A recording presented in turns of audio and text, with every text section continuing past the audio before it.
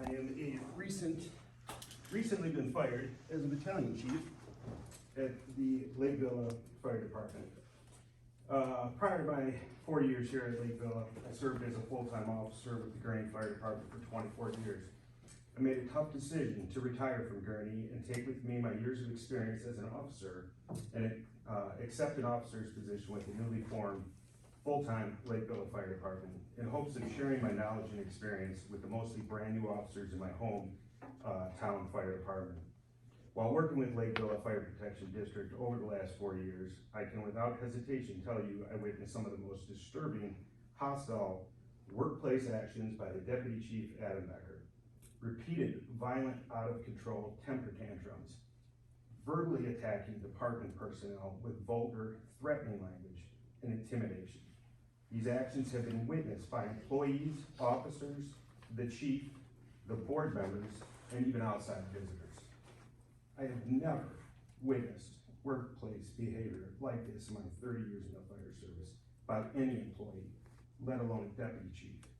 A deputy chief should be trained to a level that knows his words and actions could open him up to such things as sexual harassment, discrimination, and hostile work environment complaints, which means exposing taxpayers of our village and the village of Lakeville to unnecessary liability.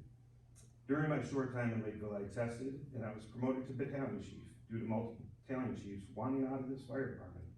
Being trained to a high professional level during my career in Gurney, I knew to document events that I witnessed and report them to the chain of command, which fell on mostly deaf ears.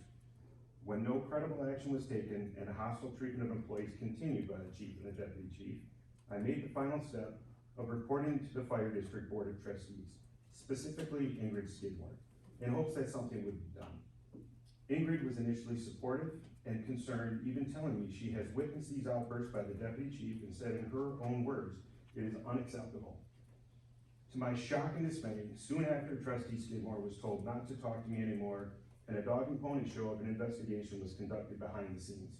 I nor any other employee was ever interviewed by the board, and they chose to hide behind her lawyer and her findings, which I was informed she found very little to my complaint, and then immediately said I was under investigation for an incident that happened a month earlier. Surprise, surprise.